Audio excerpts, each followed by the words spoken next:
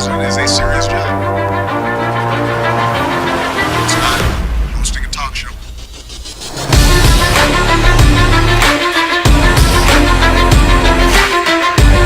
Will never be president.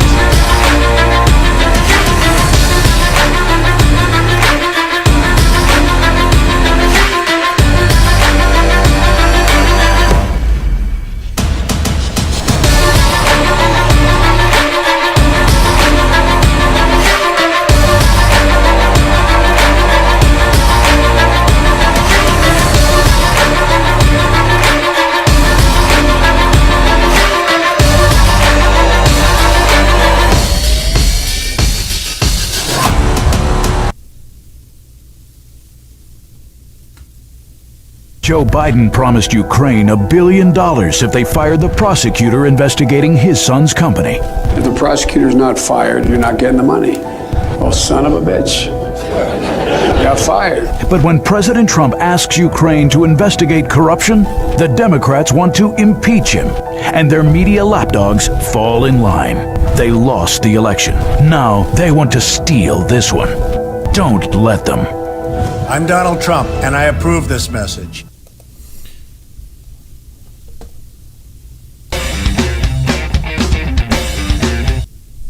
Hello, once again, we are back. How y'all doing? I hope everybody is enjoying their Friday, finding lots of different things to keep them busy over the weekend. Another busy day. I did not even get close to what I wanted to. Not even close. There's no way. But I always find something for you. There is many stuff of different perspectives and all kinds of things going on. So, to get it started, we're going to go with Tucker and nothing authentic but high heels, heels in the air karma. Carmela. I can't even pronounce her stupid name. It's just been an off day, sorry. So, really, during the debates, we saw Camilla, finally got her name, got a little tongue-tied, as I usually do, and the debates went very well for Pence. And Camilla still could not, even after the debates, come to bring herself to admit that she's going to pack the courts after, let's just say, if they get elected. Let's not make that happen. We got to stop them.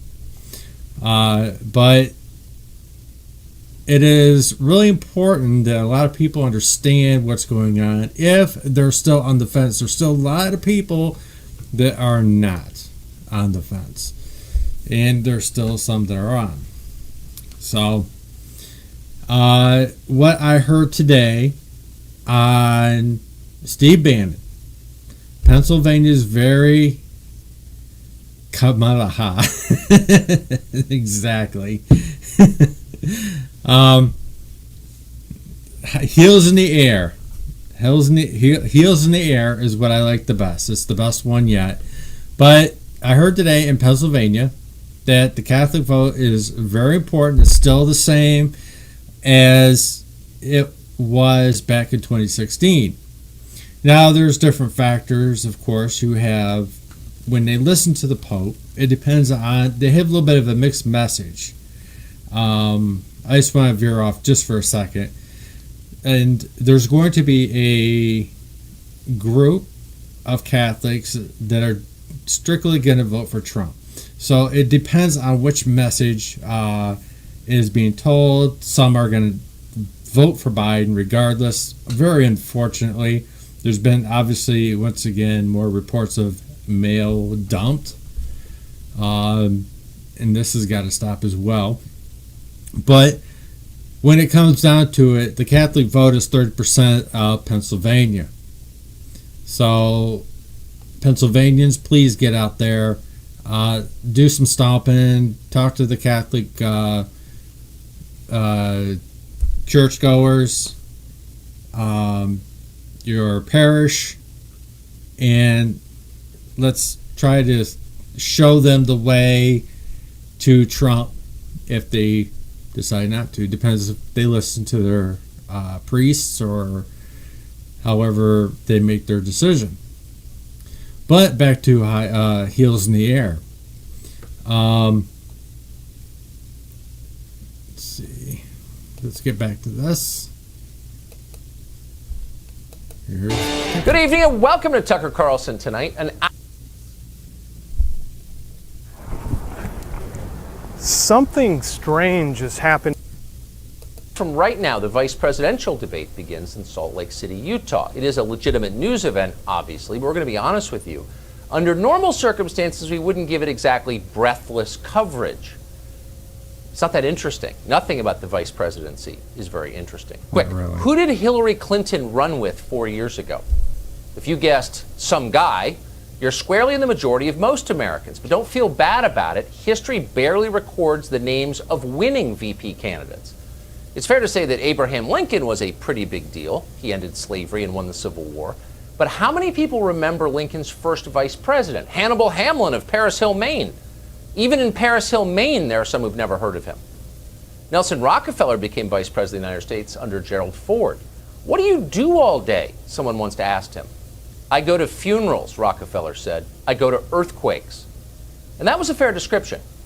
With the exception of Dick Cheney, every modern vice president has been utterly subordinate to the leader he has served. Most vice presidents are afterthoughts in this country, and that was especially true of Joe Biden. Barack Obama had such a low opinion of Joe Biden's intelligence and his abilities that he openly mocked him to his staff. Twice, Obama refused to endorse Joe Biden for president, presumably for the good of the country. What's interesting, and what's sad in a way, is that years later, Joe Biden is still in the same role. If he's elected president, Joe Biden would remain the junior partner in the White House. Biden will be 78 on Inauguration Day. It's hard to imagine he would finish a full term. But even if he does, Kamala Harris is more than 20 years younger. She's sharper, more aggressive, and far more in tune with the radical spirit of the modern Democratic Party. Kamala Harris knows what she wants. There's no question she would bulldoze her elderly, sentimental boss. So tonight we'll be airing the vice presidential debate, but what we'll actually be looking at is Kamala Harris's audition for the presidency. That's the office she's running for, no matter what they tell you. The debate itself will look weirder than most of them do. Harris and Mike Pence will be separated on stage by sheets of plexiglass, like the checkout counter in an inner-city liquor store. The Biden campaign demanded this. That's more or less like Nancy Pelosi's neck of the woods. Actual scientists laughed at it. There's no measurable health benefit to doing it, but whatever. These are the same people who wear their masks when they ride their bicycles. They're not interested in what science says. They want to look serious. One thing they are really serious about, though, is ideology. They're not kidding. Kamala Harris has an agenda, a real one. Over this hour, we'll take a close look at what she would do as our functional president. Those details haven't been much discussed in the media, you may have noticed. Most of the coverage has centered on questions like, how do you say her name? By the way, Joe Biden still doesn't know. He regularly mispronounces it. Most of the rest of the coverage of Harris has consisted of warnings that we had better go easy on her. Kamala Harris is a woman. Any criticism will be regarded as sexist. To be clear, not as sexy, but as sexist, which is bad. Watch MSNBC issue the orders today. Her team is also aware of the unfair gendered stereotypes that she might be up against. Secretary Hillary Clinton advising Senator Harris to be assertive, to be firm, but also to not do so too strongly as to be seen as aggressive. Unfair, to be sure, but that's the advice coming from the first female nominated to be a presidential candidate 4 years ago. Oh, gender stereotypes. What MSNBC didn't bother to explain is how, in a world where we're required to pretend that gender categories aren't real, how in that world can gender stereotypes even exist? What exactly does that mean? Well, it doesn't mean anything, obviously. It's not a description. It's a threat. Leave Kamala Harris alone or we will hurt you. We'll smear you as a bigot if you attack her. Good luck getting a job after we're done. Harris herself has done this many times. She's a seasoned pro at hiding behind her own identity. Last fall, for example, polls showed her losing her home state in the Democratic primary. That's pretty embarrassing. But Harris had an explanation for it. Californians are racists. Americans in general are racist. That's why they don't love me. What I describe and what I believe to be the elephant in the room about my campaign. What is that? Electability. What do you mean? Electability. You know, essentially, is America ready for a woman and a woman? No, she's just a bitch. Of color to be president of the United States. America was ready Sorry, I for gotta call a it the way I black see man it. to be president of the United States. And this conversation happened for him. There is a lack of ability or a difficulty in imagining that someone who we have never seen can do a job that has been done, 45 times by someone who is not that person. Yeah, a lot of racist Democratic primary voters out there. The weird thing is all of these secret racist Democrats voted for Barack Obama twice in a row. And that's pretty strange behavior for racists. Maybe it's Harris's Indian side they object to. Or maybe the whole explanation is a ludicrous crock of nonsense that doesn't even make sense. More likely, voters don't like Kamala Harris because she is a transparent fraud, from her phony inflected accent to her synthetic bio to her featherweight work history. Joe Biden's corn pop story is more real than anything about Kamala Harris, and it's not even true. Democratic pollsters know all this. They've seen the numbers, and that's why they've told Harris to start using the phrase, speaking the truth. Maybe voters will think she is.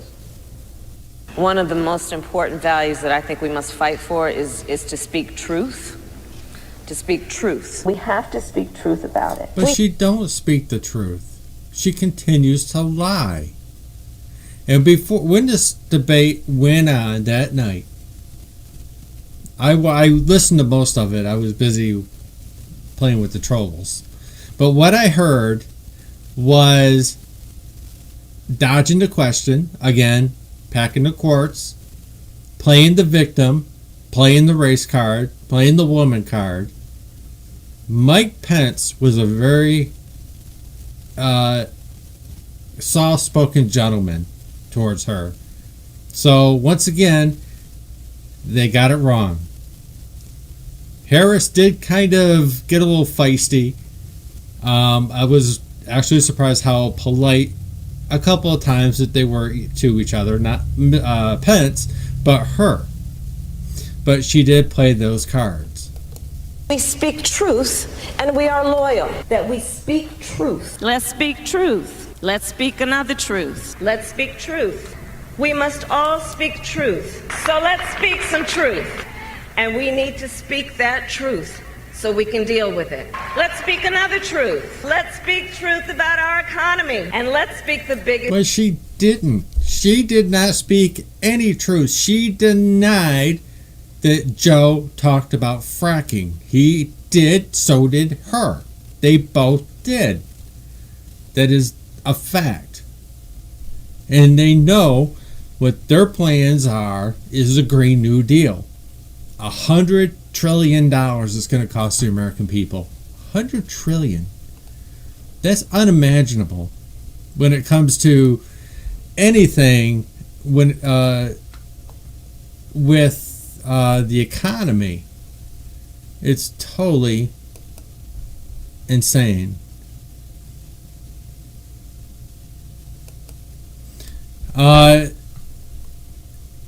Next is FBI Director Wray.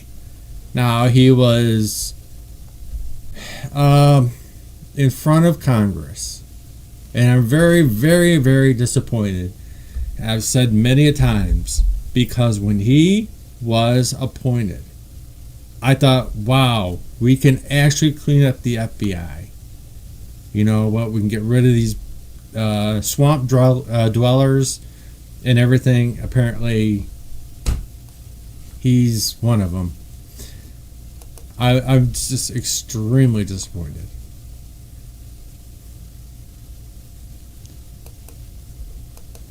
Post-election. In fact, this list has been underway for at least over a month. And as I said, this is not the first time that Wray has broken with the president or made statements that are contradictory to the president. Also, Attorney General William Barr back in 2019. He said that he didn't see that the Trump campaign was spied on after the Attorney General William Barr has said explicitly that he believed that the campaign was spied on. I asked President Trump if he still had confidence in his FBI director. Then the president told me in May of 2019 that he thought Wray's statements were ridiculous. But he's particularly come under fire recently for the revelation that his FBI continued to hide exculpatory evidence in the General Michael Flynn case. And that has been the last straw. Now, as I said, there's no anticipated changes in personnel related to FBI Director Wray until post-election. And that's because some of the president's highest advisors, including his son-in-law, Jared Kushner, and also White House counsel Pat Cipollone, have deterred the president from making a change, citing the fallout that happened after the president fired FBI Director James Comey, saying that's not what they want to see or have happen before the 2020 election. John. Let's talk about something else, too, the FBI director said yesterday at his hearing. Here's his warning about the 2020 election. We certainly have seen very active efforts by the Russians to influence our election in 2020, an effort to both sow divisiveness and discord. And I think the intelligence community has assessed this publicly, primarily to denigrate Vice President Biden. Emerald, you can just see that soundbite being used by Jerry Nadler and the rest and Nancy Pelosi as grounds for the next round of impeachment. And that's exactly what a lot of Republicans here in Washington, D.C. are saying, and are saying, oh man, why did he say that? But of course, not just the FBI director. There are several other officials here in the Trump administration who say yes, that Russia attempts to interfere in the election. The extent to which they're successful, though, is the question. As much of a scene was made about it in 2016, the amount of influence they really had was very negligible. What officials tell us behind the scenes is that there's much more concern related to China. And that doesn't get attention because China would not want to see a second term for the president. So anything they do is likely in favor of Joe Biden. Mm-hmm. And here's John? what the president tweeted in response to that, quoting the president here. But Chris, you don't see any activity from China, even though it is a far greater threat than Russia. So again, the president there using the first name of the FBI director to call him out. So, Emerald, interesting piece of information there about that list being formulated to replace Christopher Wray. Any names being floated about that you're hearing about? I will say that Sidney Powell has been suggested to the administration. General Flynn's lawyer. She's a former U.S. attorney. She has quite the resume, actually, for it. But other than that, I probably can't give any other names on the list, but that was one that, they found sort of interesting. Well, now, Emma, people are going to think we had this whole thing orchestrated, but we didn't, honestly. We have Sidney Powell standing by. We're going to talk to her in just a moment. But interesting piece of information there, and coincidentally, we have her standing by. So, Emerald, we will check in with you in the next hour, or see you later anyway. I don't think we have you in the next hour, but great to see you, and great piece of information there. We'll get to Sidney Powell in just a moment. Our federal prosecutor and counsel for General Michael Flynn, Sidney Powell. Great to see you, Sidney. Thank you. I'm sure you heard Emerald there. We'll get to that in a moment. But let's talk about this, because you're a former prosecutor. What would happen if your office failed this many times to prosecute these sexual assault charges? I would hope whoever was in charge of that would be terminated. Mr. Vance has shown an appalling record of handling sexual misconduct cases and generally being a paid-for political hack. So it would be nice to have someone in that office that stood up for actual justice. And where are all the feminist groups that raise hell about Republicans when it comes to these types of crimes? I mean, this stuff on its face, we just showed everyone what's going on there, but Cyrus Vance seems entrenched in his office. Oh, yes. Well, I think we all have realized in the last 8 years or so that if the Democrats didn't have double standards, they would have no standards at all. So it's one rule for them and another one for everyone else. Well, let's talk now more about Christopher Wray and that testimony yesterday. Let's get your reaction to what our own Emerald Robinson just reported there, that you might be on the short list to possibly replace Christopher Wray. Are you hearing about this? Has anyone contacted you? No, that's the first I've heard about it, although I have seen comments like that on Twitter, and I'm honored to be considered for it. I can only imagine the number of people in Washington and elsewhere that would need laundry service upon that announcement. So it should be quite interesting. Well, given the way you turn the tide, so to speak, with the Michael Flynn case, we're still waiting on Judge Emmett Sullivan to do the right thing here. But as we look at what we saw from the FBI director yesterday in this testimony, what we're learning now that he's still hiding back some of this exculpatory information. What did you think when you saw this testimony from FBI Director Christopher Wray yesterday? Well, I have never been favorably impressed by Director Wray. There is so much he could have and should have done that he has not. Supposedly, there's an investigation into what happened in the FBI's conduct of the General Flynn case. We still don't have the original 302. We still don't have his briefings to the Defense Intelligence Agency that show that he briefed them on everything Russia-related and Turkey. The government knew everything he was doing, but we don't have the proof of that. So I just don't know what the heck he's been doing and why we don't have all of the information to which we're entitled still. The alteration of the FBI 302 is especially appalling because the agents actually made up things that they then alleged to be false statements by General Flynn. So their misconduct amounts to obstruction of justice. I just don't know her ability or background or qualifications, if I may, for FBI director. I have never looked into those. Does she have any field experience on what, that's my only concern. Other than that, I like her.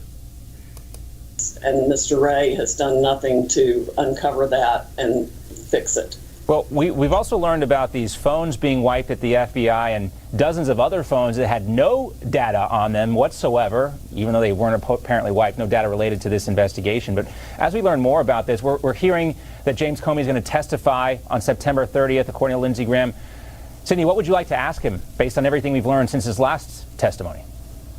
Well, I'd like to ask him the details of his conversation in the Oval Office with President Obama and Vice President Biden, where, according to Peter Strzok's notes, he admitted the calls that General Flynn made with Ambassador Kislyak were perfectly legitimate, and how he went about helping set up the ambush interview of General Flynn. I mean, they're just endless questions to ask him about his actual participation in all the events, the meetings where they planned to interview General Flynn without even letting him know he was a subject of the interview, to not give him his 1001, even mention it, to avoid White House and DOJ protocols at every turn, not to show him the transcripts of the calls like they did for any other person they would interview. They deviated from all their rules and protocols at every point, and they did so consciously and deliberately to ambush General Flynn, and then went and made up the statements. And here General Flynn still remains in limbo. Is there any timeline on when Judge Sullivan has to act? Well, the hearing is the 29th. It would be nice if he would go ahead and deny the motion that day, because the case law is such that every single motion to dismiss the government has ever brought has had to be granted, because only the Department of Justice can prosecute a crime. Judge Sullivan does not have that power or authority. So to do anything other than grant the motion would be unprecedented, but yet he's done one unprecedented thing in this case. We're well past the point of being in uncharted waters when it comes to this case. It's sad for General Flynn. I know you're working hard on it, and we will keep us posted on this actually FBI possible pick. Had the, how do you want to say, somewhat experience being head director. So, yeah, he would make more sense of being in the running if he's on the list. We'd like to hear more about that, of course. Sidney Powell, thank you for your time today. We appreciate it. But that was before Comey testified, which, of course, we got the song and dance. He's probably committed, God only knows how much answers of perjury, or it's I don't know, or I do know that when he was answering, it was between the ambassador and him kind of contradicting each other. So there is a lot of problems. Yes, he's also been a U.S. attorney, absolutely. So I think Whitaker would be a fine choice. I'm more familiar with that. Not putting down her, because She's a spitfire. She's tough. She's a tough lady. We're gonna fast forward to not only that, but she just had a recent interview.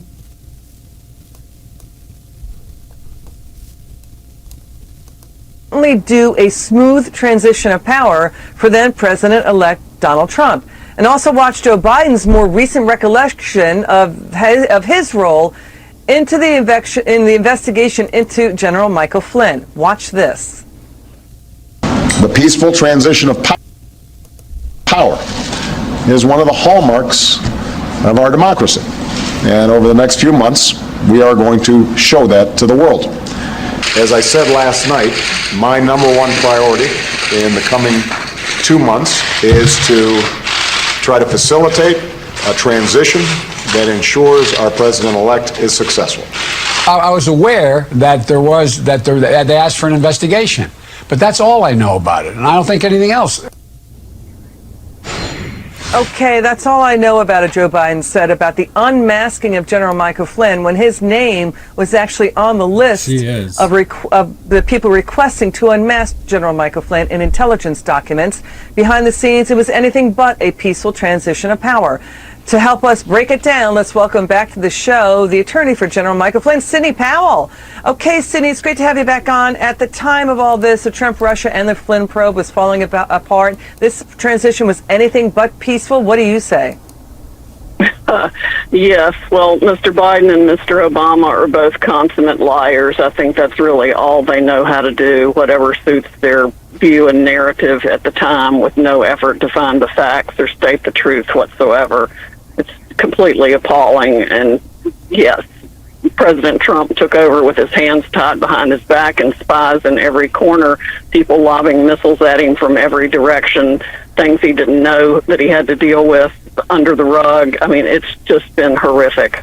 Well, I'm going to tell you something via positive. That's okay. If you don't want to believe in Q, that's fine. But I've come to realize that a lot of things are coming true, and it's a lot more realistic than you want to give it credit for. I used to be on the fence, just an FYI.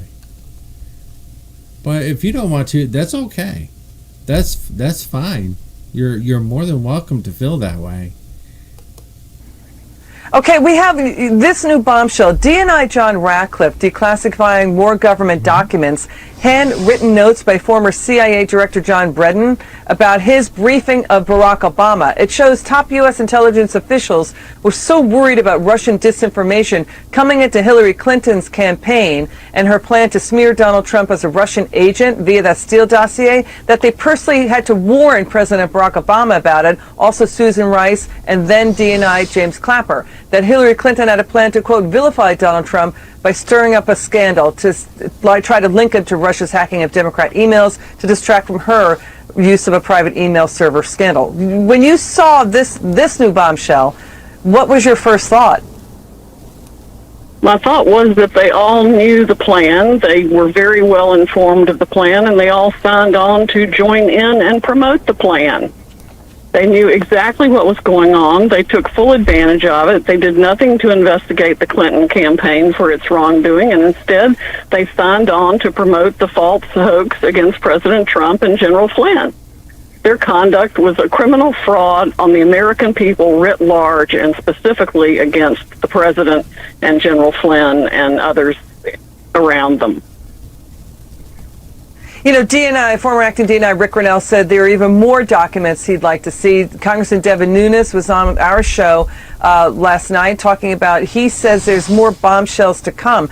Do you want to see the intelligence behind, it's apparently Russian intelligence, on what Hillary Clinton was doing? Do you want to see that intelligence? Devin Nunes wants to see it. Yes, I want to see all of it. I think the American people deserve to see all of it.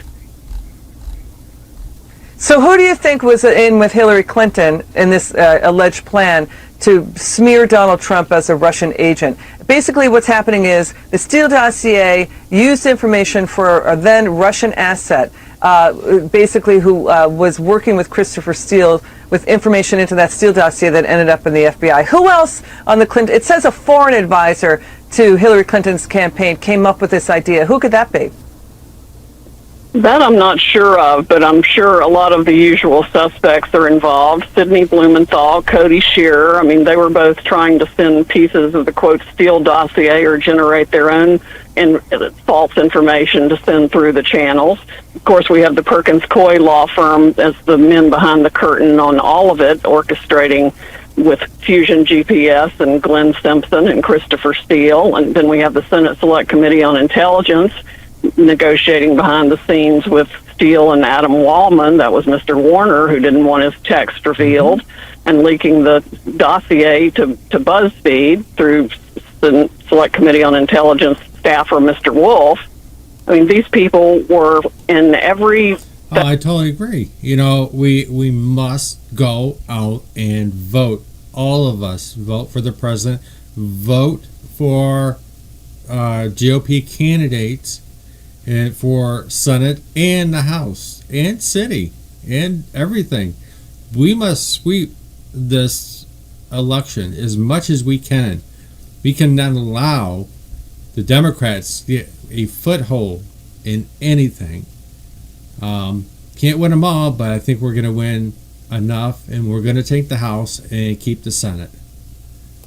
Facet of government, coming at it from every angle they could think of to make it appear real when they all knew it was one big lie.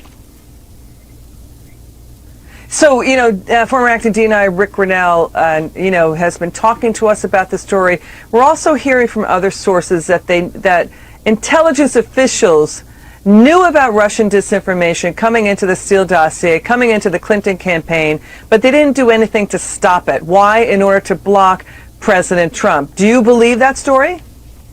Yes, that's what they wanted. They wanted to use anything they could. They had no regard for the truth. It didn't really matter where it came from because they were signing on to the whole conspiracy theory as they were making it up. And that's what they used to try to destroy the incoming president and then his administration and General Flynn.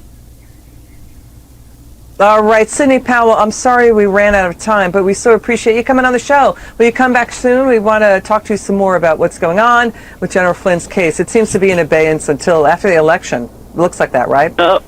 Oh, no, there'll be another little truth bomb coming shortly. I love it. Okay, bring it to us first, Sidney Powell. It's good to have you on. Sidney Powell there. Okay, it's good to see you. Thank you.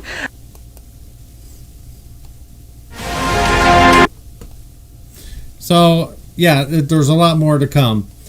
There is some important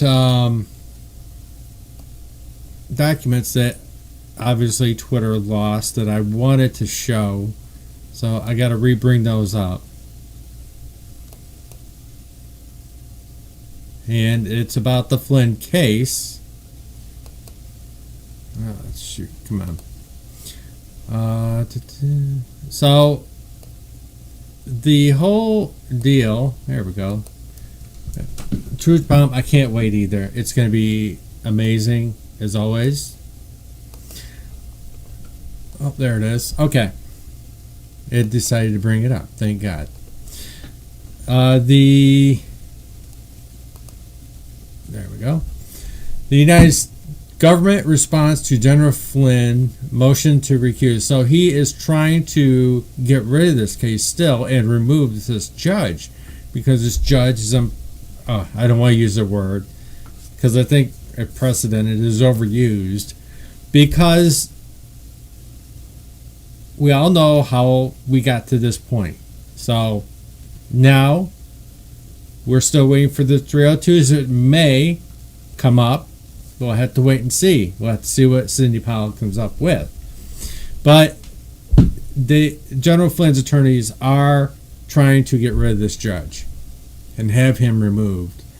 The United States of America, through the unsigned counsel, respectfully files a response to General Flynn and a motion to disqualify Judge Emmerich Sullivan, United States versus Flynn, filed October 7, 2020.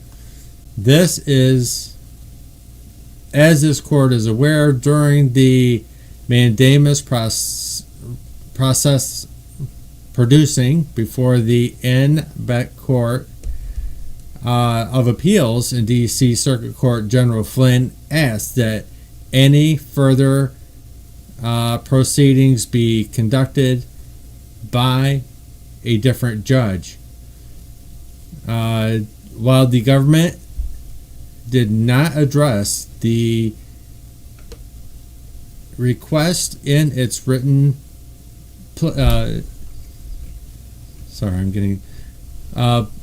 plagiarized, but asked during the oral arguments the government offered that it had recently come into view that there is now at least a question to appearance of impartiality, because the court filing in the petition, the in-back review, suggests that the level investment in the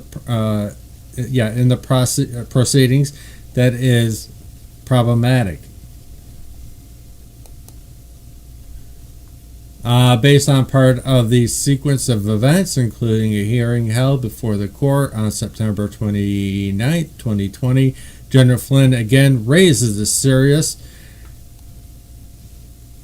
charge that this court is biased and engaged in misconduct. The government does not believe that adjusting General Flynn's motion is the appropriate way for the council to proceed, considering that the D.C. Circuit Court statement that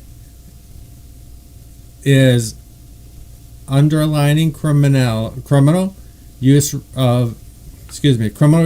remains in the district court.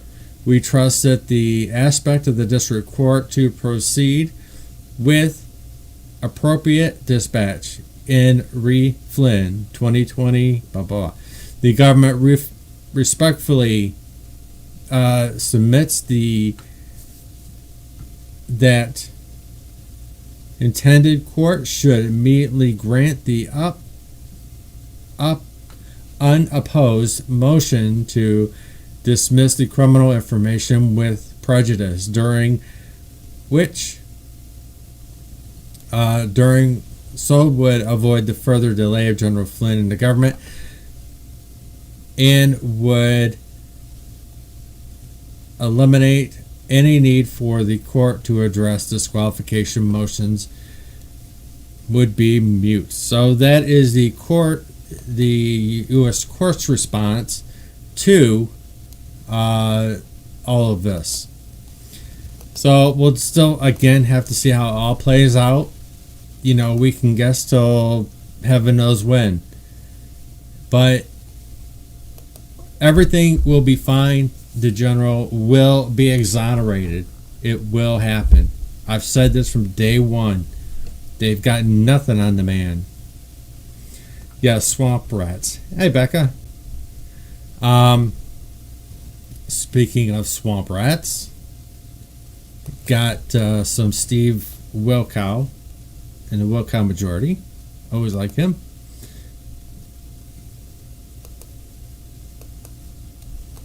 Now, it's one thing to move from one candidate to another to, pad one's DC resume. It would be another thing to undermine that candidate, to work towards their failure, and it would be 1,000 times worse to do this to a sitting president. Unfortunately, that has already happened to President Trump. Remember this article? Literally, someone who we have not yet been able to identify, who claims to be in the president's inner circle, did this. Headline, New York Times: I am part of the resistance inside the Trump administration.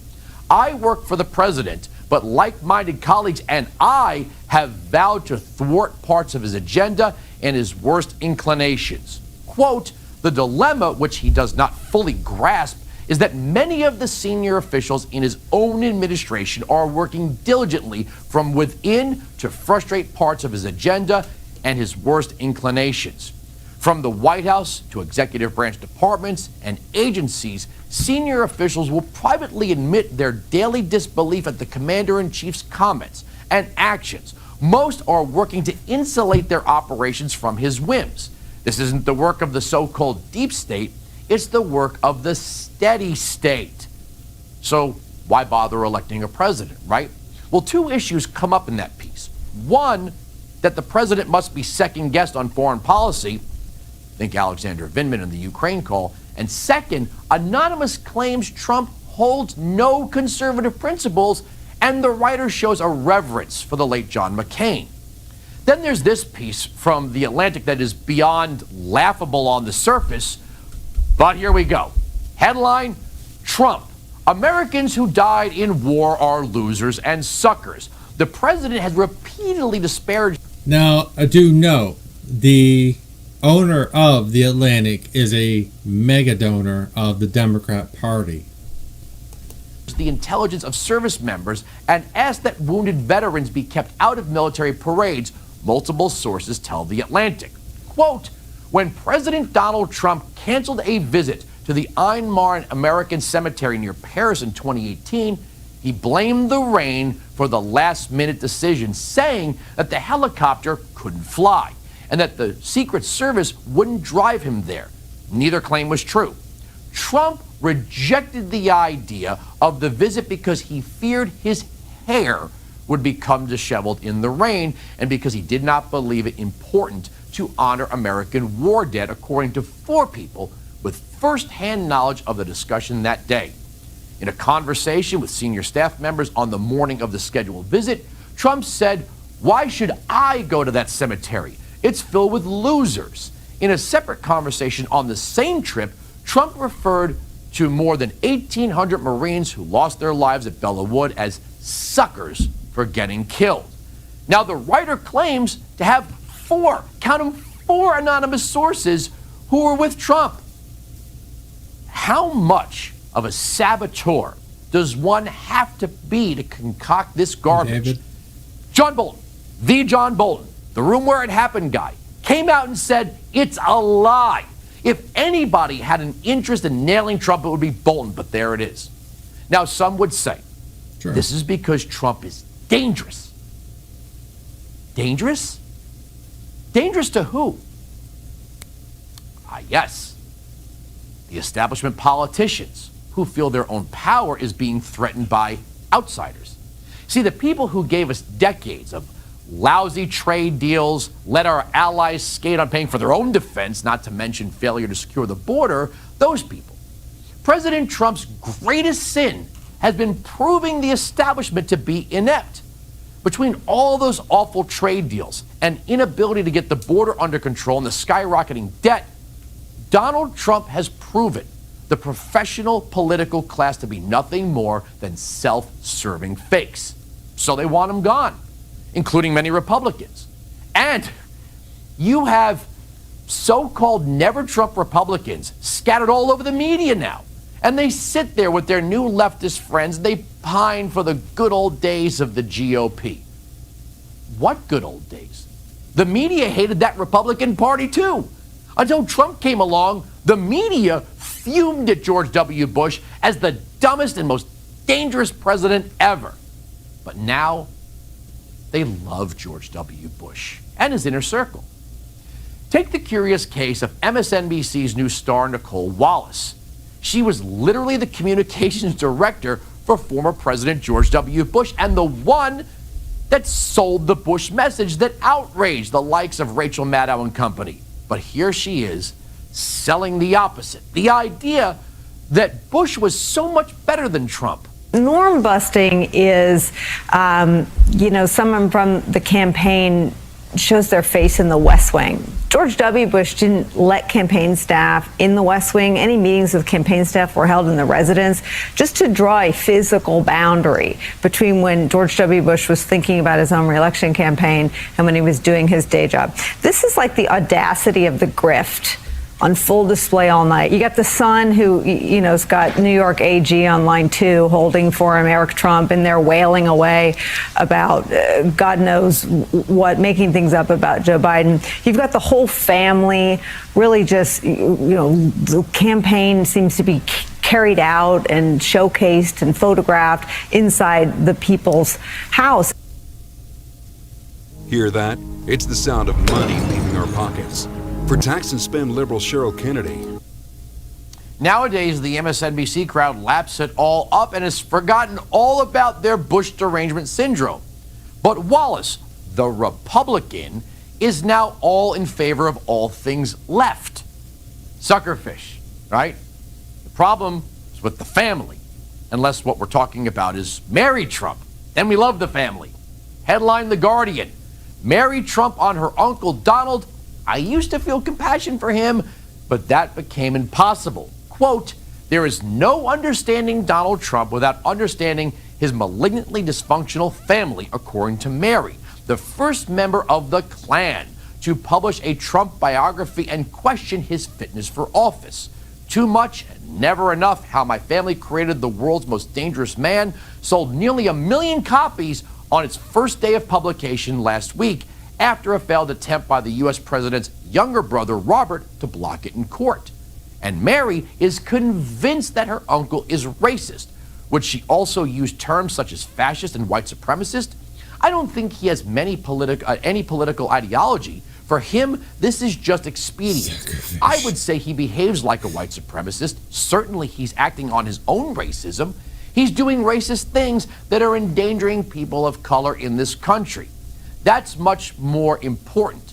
So whether he would describe himself as a white supremacist or not, he's certainly acting like one, unquote. You know, for 30 years or more, we've had outsider candidates for President of the United States. On the conservative side, there was Steve Forbes, Ross Perot, the late Herman Cain, and of course, Donald Trump. Now, I'll leave out Ronald Reagan because he was a governor first, but now we've got a true outsider. So here's the argument. Useless establishment, fake promise-making politicians from all over the spectrum, along with the media and even from within the Trump inner circle, are so desperate to get Orange Man bad out that they've tried and continue to try everything and anything to destroy him. From the Russia hoax and impeachment to a bitter niece taping conversations with Donald Trump's own sister and handing over private tax information to newsrooms. Look, so far it hasn't worked. But they keep trying. They're trying tactic after tactic after tactic aimed at smearing him. Nice. I mean, how many unnamed sources do CNN, MSNBC, the New York Times, and the Washington Post have?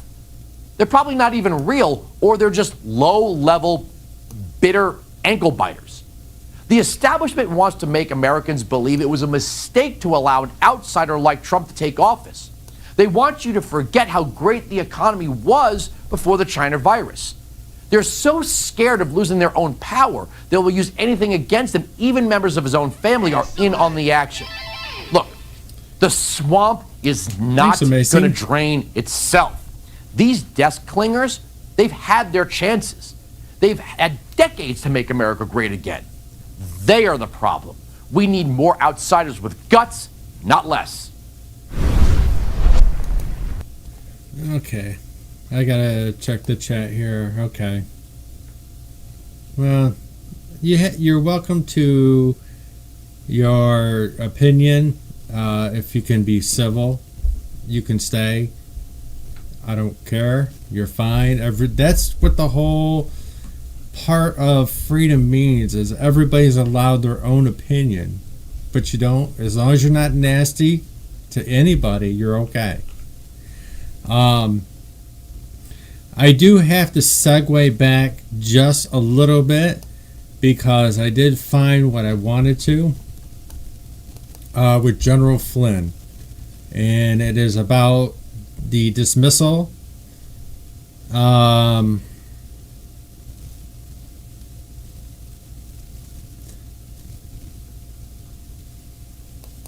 that from General Flynn of Judge Sullivan. A motion to disqualify Judge Emmerich Sullivan and others and other relief. Judge Sullivan must abuse the word choices seem to have originated from the Rachel Maddow show of MSNBC. The night before the hearing, Rachel Maddow made the charge of General Flynn sold his country out and was national security advisor to the presidential candidate, who was secretly also a foreign agent from the Turkish government. Now, being from the Turkish government, that one's a new one. Yes, he is. He's a complete asshole. Nothing less than remarkable reflection of a bias in the court obtained early in the proceedings of General Flynn had refused to cooperate with the Eastern District of Virginia FARA related case against General Flynn's former business partner after the court postponed the sentence that was false. Moreover, Mr. Gleason and his partner David O'Neill and Deveros, however you pronounce it, and Plumpton LLP had a conflict of interest that should have foreclosed their proceeding in this case case in any way, even if appointed of an economist in the criminal case to pile on the agent against the defense were itself lawful. Mr. O'Neill represented none of then Sally Yates, Deputy Attorney General, who oversaw the corrupt investigation and July 24, 2017 interview of General Flynn. So that's where the rebuttal of the state had prior. Sorry about that. The way these things jump around. So this is why General Flynn had filed the motion for him to be dismissed, which is absolutely correct. I think he is on a complete witch hunt in any way, shape, or form. On other news, Mitch McConnell is pressing forward to confirm, I'm sure she will be confirmed, Supreme Court confirmation hearings next week. They do start Monday. It should not take very long. Lindsey Graham has said they will either be, the senators can be virtual or they can be present for the questioning. They still may attack her religion. She's a Catholic, and that has come under scrutiny before.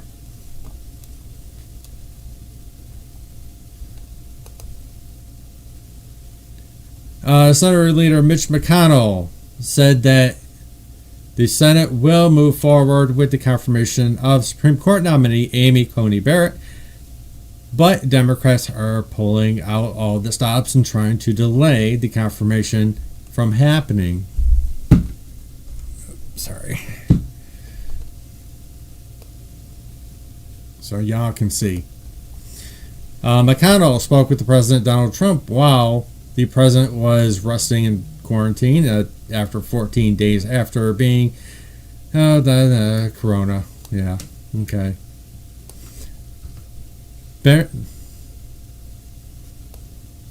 Democrats have already responded to the effort to confirm Bennett after Election Day by trying to prevent her from being seated before November 10th, when she likely would be able to rule on cases involving Obamacare. Bennett also faced attacks on the media of her Catholic faith, which McConnell said was following the lead of Senate Democrats. Among the tactics Senate Democrats have invoked to obstruct the confirmation is the 2-hour rule, which governors governs and Senate committees can meet while Senate's in session. Senate Marco Rubio accused Senator Chuck Schumer, Crying Chuck, or Chucky as I like to call him, of throwing a temper tantrum in the Senate floor September 22nd by canceling the intelligence briefing on election interference because of a standoff in a Republican effort to vote on Supreme Court justice. There's going to be many rulings. There is speculation, and I will only say speculation, of Roe v. Wade. People want to keep going there, but it is just something they're throwing out. So this is going to go very fast. She's going to get confirmed, which is already said. Of course, the Democrats always have to threaten a pack in the courts, yada, yada, yada. Oh my God, everybody's going to get sick. You can't do this because it's so congested. Just excuse after excuse. They're like 6-year-olds, and they never grow up. Excuse me. With the continuous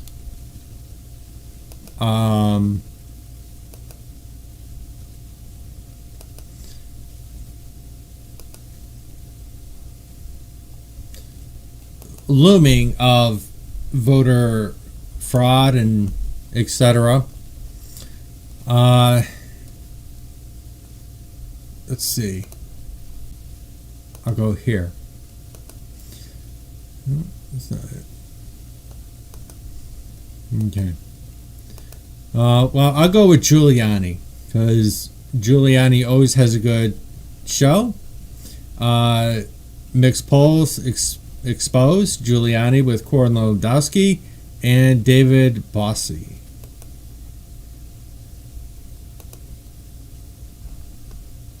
Did you know there is one 5-word question you should never ask a woman if you want her to sleep with you, become your girlfriend, or see you? This is Rudy Giuliani with Rudy's Common Sense. And today we have two people who were the principal architects, among the principal architects, of that unbelievable historic victory in 2016 for Donald Trump, and probably the two that have the best ideas on how these last couple of weeks can be managed so that he repeats that surprise of 2016. Corey Lewandowski and Dave Bossie, who worked extensively on the 2016 campaign. They haven't stopped working on the Trump campaign since then, and now they're senior advisors to the campaign.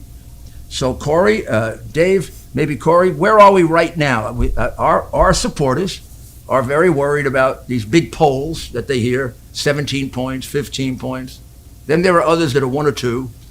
Can you give us a realistic appraisal of where we are and what we got to do? You bet, Mayor. Thanks for having us. Look, as you know, the most important thing is not these national polls, but it's the state-by-state polls. And where we are today is we are in a better spot with just under 4 weeks to go in this election than we were 4 years ago. You know, specifically, we're on the offense in some states that we didn't win 4 years ago. New Hampshire, Donald Trump lost it by just under 2,700 votes. We're going to win in New Hampshire this year. Minnesota, Donald Trump lost it by about 1.5 points or just under 45,000 votes. That's a pickup opportunity for us as well, as is the state of Nevada. So, you know, the national polls where they say Joe Biden has a double-digit lead, that takes into account places like California and New York, and we know how to win the game. Winning the game is getting to 270 electoral votes. You don't have to win the popular vote. That's not what the rules of the game are. So our goal is very clear. Our path is crystal clear. Donald Trump is going to carry all the states he won last time, and he's going to pick up a few more, and he's going to have a bigger electoral margin of victory in 2020 than he had in 2016. Dave, there was nobody better at picking in those last 2 weeks the right states that he should be in. Was that luck or skill? My skill well, that was luck. Complete skill. So what? So it's better to be lucky than good sometimes, Mayor. You're darn better right. to be lucky so than good. Tell me where you think it stands and what the states are. Absolutely. And let me just start by saying the president is who drove both the messaging and the intensity of our 2016 campaign. And he's going to need to do the same thing in the final several weeks of this campaign. When he comes out of this, recovering from COVID-19, the China virus, he is going to have to hit the road and hit it pretty hard. We have a lot of work to do. He's actually about ready to get back on the road after getting out of the hospital, and he's feeling really good. He's talking about having a rally tomorrow. We'll have to see if that happens. But Mayor, you and I and Corey and a few others remember the dark days of exactly this week 4 years ago. We were in the worst place of the campaign.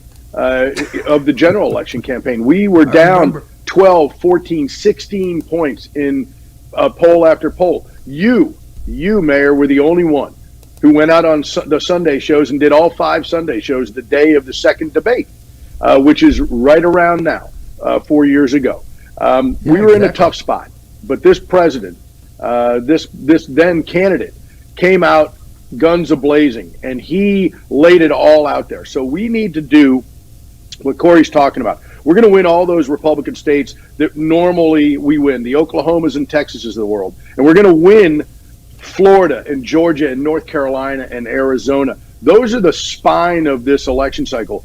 Just this week, the campaign pulled down ads in Iowa and Ohio. That tells us that... Josh, have you not heard of fake news? They had Hillary Clinton winning by a landslide in 2016. We are in really good shape there because the president's not campaigning there, and the polls are telling us we are fine. Funny you say that, Becca, because I thought about putting that up. There, we're going to take those important resources and expend them elsewhere. We have to do. In 2016, we won Pennsylvania, Michigan, and Wisconsin, and just barely lost Minnesota. This year, if we win that spine of our cycle, like I was just explaining, we only have to win one of those 4, not 3 of the 4 as we did. And Minnesota is this year on the map. The left is burning down Minneapolis. They're driving voters towards Donald Trump with his law and order message. But then there's Nevada and New Hampshire, both of which we just barely lost in 2016. 2,700 votes we lost in New Hampshire, and about 27,000 votes we lost to Hillary Clinton in Nevada. Both of those states are in the mix. We are polling very well there. We're hanging tight there. And the demographics of those states, which the polling does not reflect, have changed. And I think that we are really capable of pulling off victories there. So what Corey said is true. We're going to win. We're going to win the Electoral College because that's the way the rules are written. We have to get to 270. I personally don't care if we get to 305, if we get to 280. 270 is what I care about. So we're going to win, and this president's going to get reelected. So tell me, Corey, if you had to pick those states that Dave and you just mentioned, what are the ones that are the toughest, the closest for him to take? Well, Mayor, the state of... You just go believe in that, Josh. Just make yourself a happy thought, okay? Pennsylvania is always a battleground state. It was considered the great white whale in Republican Party politics, and no, I don't believe any Republican had won it since Ronald Reagan's reelect in '84, which, as you know, was a landslide. He won 49 states. Everybody has tried it, and no one could do it except Donald Trump. And we know that that's going to be a battleground. It's a state that has a Democrat governor. It's got one Democrat senator, one Republican senator. It's a state, though, that Donald Trump has delivered for over the last 4 years. You look at the jobs that he's brought back, the manufacturing that's come back to Pennsylvania, protecting the coal miners, the steel workers. Joe Biden claims he's from Pennsylvania. It's his home. Mayor, I looked it up. The statute of limitations to call a place your home expires after 66 years of not living there. So it just ran out on Sleepy Joe, right? The guy hasn't lived in Pennsylvania in 66 years. You can't keep saying you're from there. You can't call it your home. Look, so, damn right. So the people of Pennsylvania know that. And so I think our battleground, ground zero, of course, Florida is the toss-up toss-up states, but we've got a great operation down there. We've got Republicans in most of the statewide offices. So we feel very good about Florida. Our battleground is going to be Texas. Our battleground is going to be Pennsylvania for sure. And it's a state that Donald Trump is going to win as he did 4 years ago. Well, I think Pennsylvania, people don't realize, is a very, very big pro-gun state. The first Monday in December is a state holiday to go hunting. And it's a pro-life state. I mean, the Democratic senator is the only pro-life Democrat that's been allowed to live. So, I mean, those themes work for him. Plus, Joe is the major architect of destroying the coal and the steel industry. And I think if we emphasize those three and just stick with that, we take Pennsylvania again. Now, Dave, how does he deal with, he may not be able to do these gigantic rallies that he did. I mean, not necessarily because he'll be sick, but because of all the COVID sensitivities and people have to be 6 feet apart or whatever. How do you do the same rallies that we had in the end of 2016, which I agree with you with? It brought in, we have to just do them outside. We're going to be, look, it's going to be a challenge, but doing these hangar rallies, these airport hangar rallies, where we can maybe get some people undercover in an open air hangar. But we're going to need to do them outdoors. And I think that people will come. I know they'll come. You just saw what happened recently with the president at Walter Reed. People drove from across the country, Mayor. I was out there. You were there. Tell us what it was like. Who had driven from Michigan and Louisiana and North Carolina and Massachusetts. It was an incredible thing to witness. People just came to show their love to this president. And so if we show up in Arizona and in Nevada, and if we show up in that Rust Belt, in the Pennsylvanias, Michigan, Wisconsin, and Minnesota, people are going to come. We're going to have different challenges to be able to make them safe for the president and his team, but also for the people who come. We don't want to get anybody sick, but we're going to be able to do that. But really, it's about the message. The rallies are just an opportunity to deliver his message to a lot of people. And it really comes down to his message. So it's about telling the American people and delineating. This is Ronald Reagan. Mayor, I don't have to tell you, this election is the Josh, I ask you, just go to a Trump rally. Just go to one and see how you feel. You will see how much people love this man. Just like Joanne said, he is a very kind person.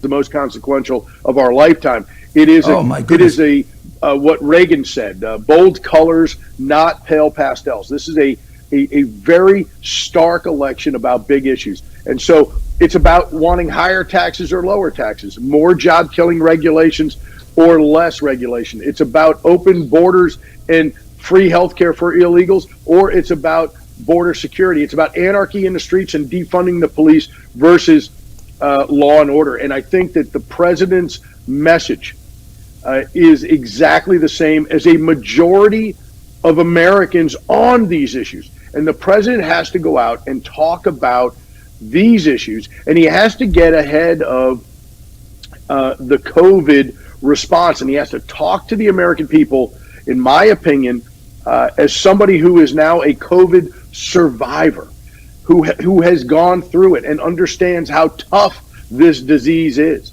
and how it affects people and how it makes them nervous, especially those that are 65 plus that are in a higher mortality rate just from their age. And so I think that if he's able to show that empathy, to show people that I went through it, it was a tough battle, but I won. You can do the same. And how medicine has adjusted. 6 months ago when this Chinese virus hit us, we didn't know anything about it. We didn't have any therapeutics. Today, we have the doctors and nurses and first responders know what to look for. They know how to treat you very, very quickly and get on top of the disease. And we have seen the science say the sooner you treat it, the better it is. And that's what the president needs to tell the American people, that now we have these therapeutics and a vaccine is around the corner. That's how we're going to get by this disease, is because the president put forth the greatest public-private partnership ever since World War II to create this vaccine. And that's why we're going to see one in record time. And I think that's his message. That's his closing message for the last 30 days. And now we'll take a short break. I couldn't believe we were evicted from our home that we didn't even sell.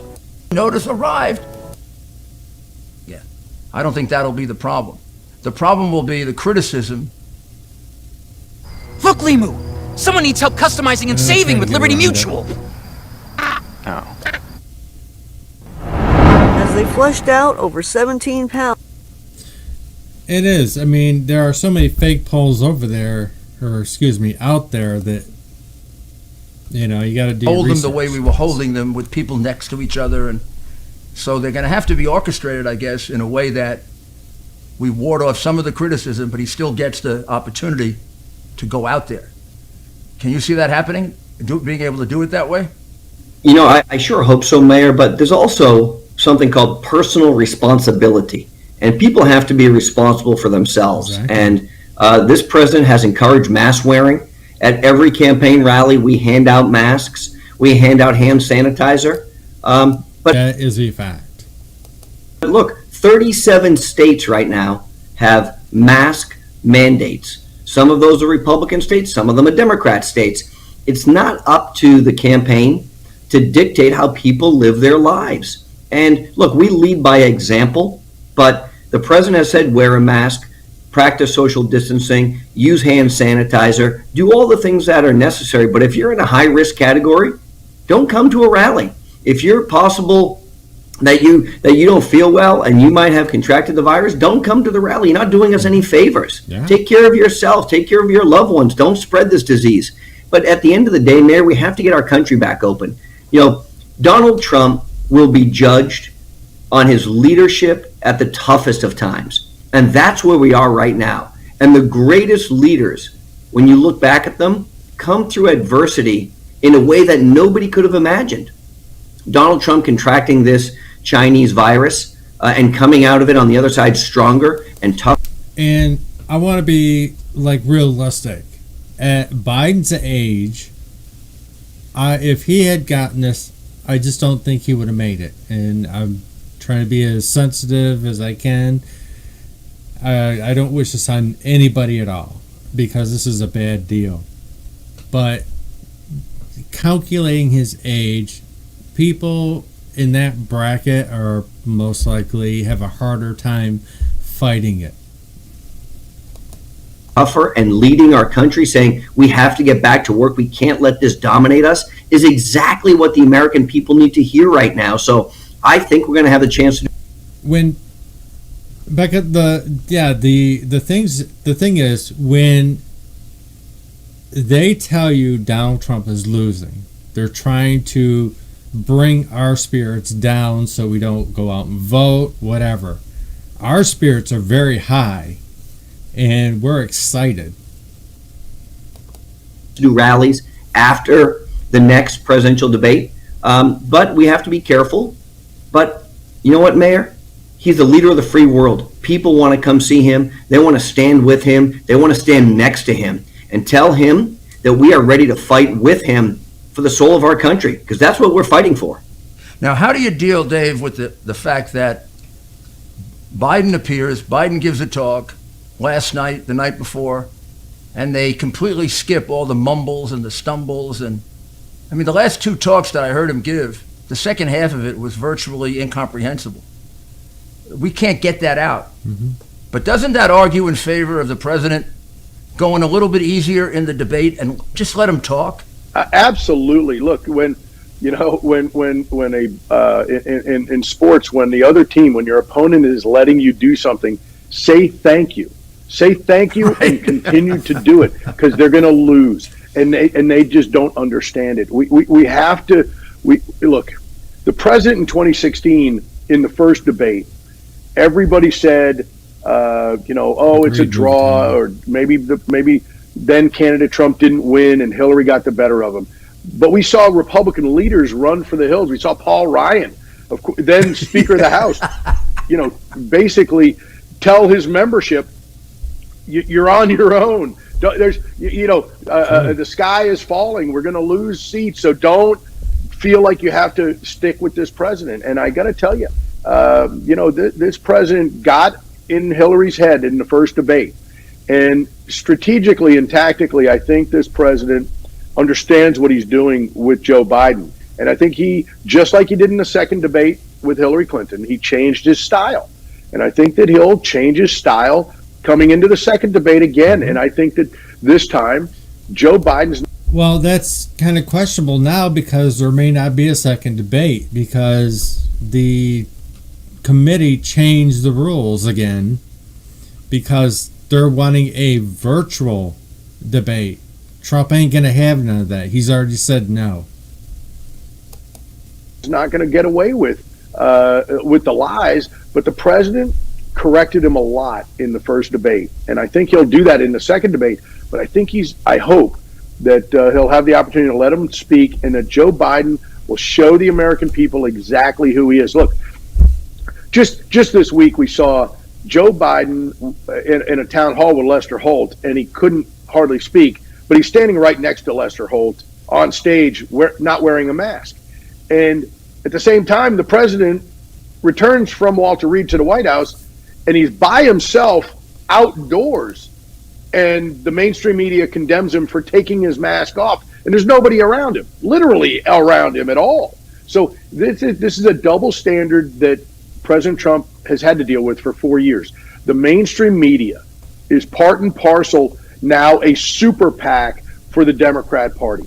They hate this president more than they love the country. They're willing to do and say anything to destroy him and his family and any of his supporters. And they're willing to do and say anything to defeat him. And we just have to continue to push forward to get his message out, to make the American people understand that this president's a fighter. And he fought COVID-19 and Joe Biden, and he defeats both at the same time. And Chris Wallace. Just talk about the moderator for the second debate first. Oh, please, would you explain who this is? Steve Scully, who is a perfectly nice guy. Corey and I have done events with him over the years. Yep. Very nice fella. Okay, but how is it that the Presidential Debate Commission, which monkeyed with President Trump's microphone, remember, at Hofstra at the first debate 4 years ago, and is now trying to change the rules after their one-sided debate against Joe Biden didn't work out, and they're going to try to change the rules. And the moderator they picked to enforce the rules is somebody who used to work for Joe Biden, and by the way, Ted Kennedy. So how is that possible that the media, the pool of talented members of the media, is so small that they had to pick somebody who was a Biden supporter? I find this to be completely outrageous, and I like Steve, but it begs credulity. You have to have somebody who did.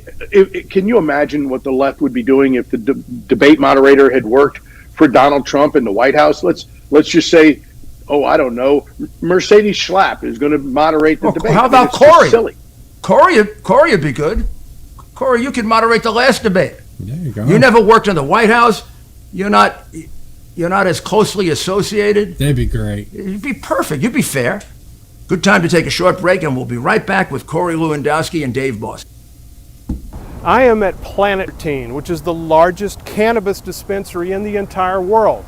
Having said that, if you want a good cigar, go to business in the country. That's famous-smoke.com. And Dave. Do we think that Joe Biden is ever going to sit down with, Sean Spicer, who is now a journalist, I guess, in his own mind, he's a journalist, right? Is Joe Biden going to sit down with him? Of course not. Was Sean Spicer considered to be part of the presidential debate moderating team? Of course not. Look at, hey, by the way, Mayor, these guys are dinosaurs, the Presidential Debate Commission. They've hated Donald Trump since they got on the stage. We asked for a fourth debate. You asked for a fourth debate. They said no. And one before the voting. I mean, it was a perfectly fair and honest request that we have one in early September before the first person casts a ballot. And I said, look, circumstances have changed since you made up these rules. It really is unfair. I mean, the final debate, 40% will have voted already. Well, No, that's Corey because they just stumbled into the care. right answer. Corey Yeah. just stumbled into the right answer. He said the debate commission are dinosaurs, and they are. What Yes. you just said, Mayor, is exactly right. These folks are thinking that it's 1980. They have debates after millions, potentially tens of millions of votes have been cast. It is one-sided. It is and look, when President Trump wins re-election, he should just disband them and start over. Yeah, we should start over. And the reality is, no matter how you analyze it, you try to step back and look at it. Chris Wallace, whether he knows it or not, was completely one-sided in that debate. For example, when he sort of scolded the president for interrupting. At that point, Biden had been the first one to interrupt, and they were about even. So I think the president decided, I've got to take this thing over, because if Biden is speaking, I'm getting killed. If Wallace is speaking, I'm getting killed. I'm going to have 1/3 of the time here. And he felt he had to take it over. I think next time he'll realize he can get his points in and just let Joe talk. Let him talk for 5 minutes. By the last 2 minutes, we'll be with people touching his legs, the hair on his legs. Yeah. And his fighting Corn Pop. Remember Corn Pop? Schoolyard gangster, yeah, the pool house gangster, Corn Pop, he used to fight. Yeah, it's amazing. Hey, Mayor, he's the only guy in modern history on a presidential debate stage who said, "Whoops, looks like I'm out of time." The guy couldn't even remember what the hell he was saying, so he called himself out of time, if you remember. Well, I think we've going to have a heck of a month. I know you two are going to be very involved, and I count on you because you're two of the top people that got him through. You're two of the people that didn't walk away after Billy Bush. Let's put it that way. And that's who I count the real Trump loyalists, who didn't waver. And that's what he's like. To be a leader, you got to be a tough guy. Yeah, definitely. You can't be sitting in a basement and leading the country. And this man leads from the front, and that's the only way to lead. Because if you lead from the back, you're a follower. So I think this is our chance to really turn this completely. There aren't two better guys than you guys. So you're working on another book? So we just finished another book. It's the words that Donald Trump has governed by since he became the president. It's called Trump, America First, How the President Succeeds Against All Odds. And Mayor, I know this because you know him, and I know him, and Dave knows him, and we know the people around him. And we hear what he's like. And he wakes up and he says, who are we fighting for today? Let's put America first. Absolutely. And that when you listen to the left, you would think that is a swear word or a pejorative term.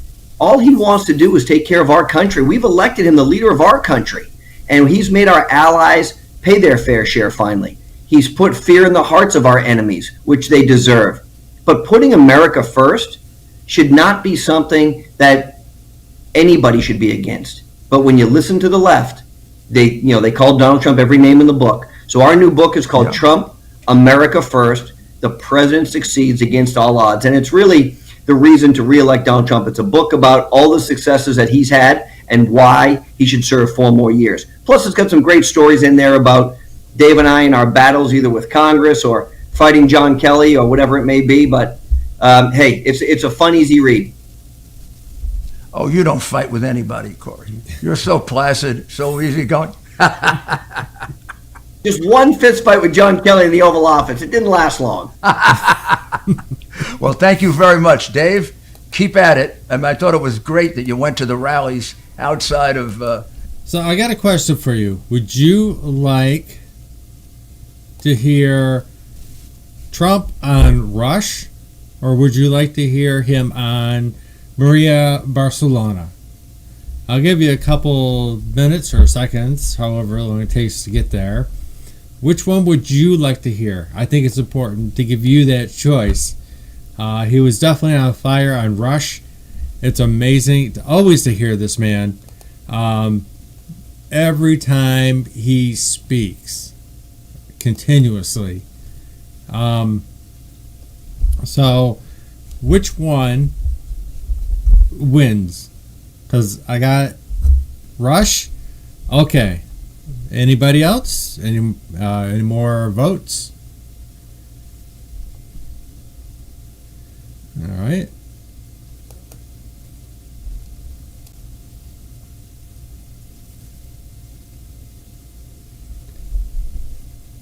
Looks like Rush.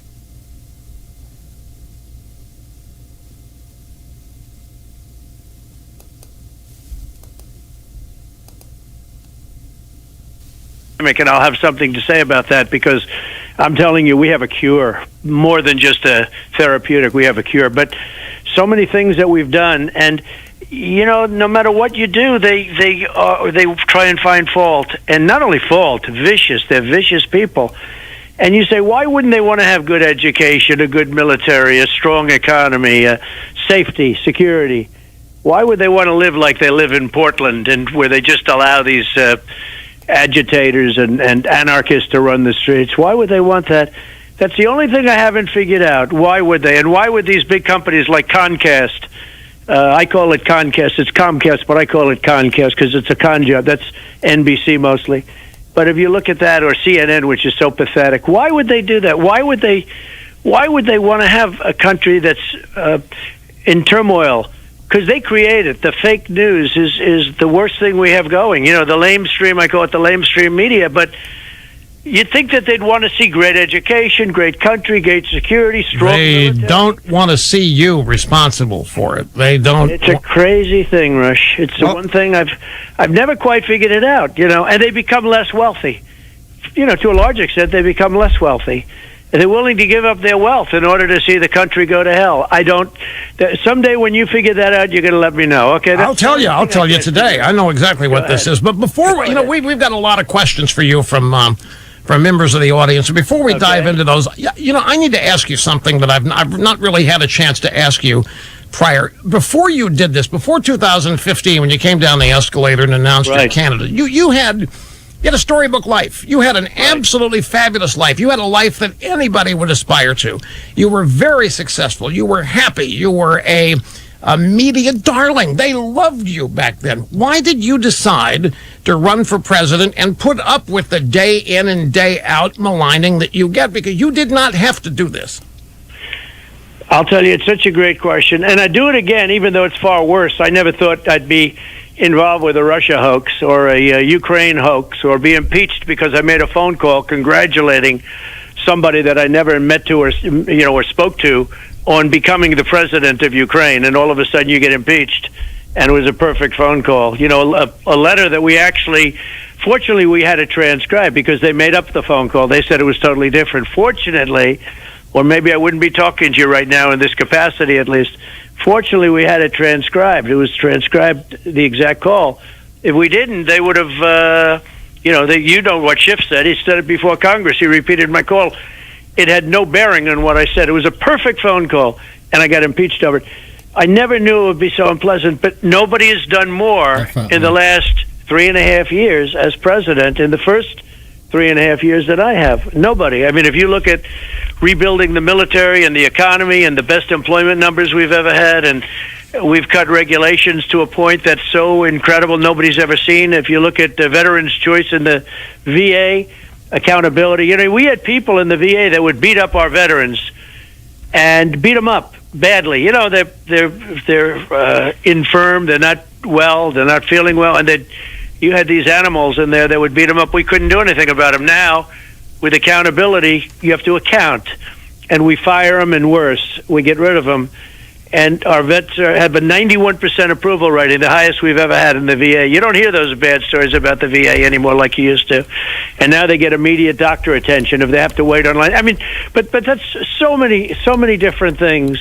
Right to try, where they can try medicines. And I mean, I can sort of give you an example of that with the COVID, because I was in not great shape, and we have a medicine that healed me, that fixed me. It's a great medicine. And had I not gotten it, Rush, it would have been in line for another year probably before they brought it out. Great company, two great companies actually make it.